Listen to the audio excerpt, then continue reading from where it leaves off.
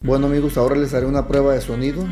Va a ser al 50% de volumen, pero conectada a la energía eléctrica. Voy a usar el micrófono menos 10 decibelios para no distorsionar el sonido.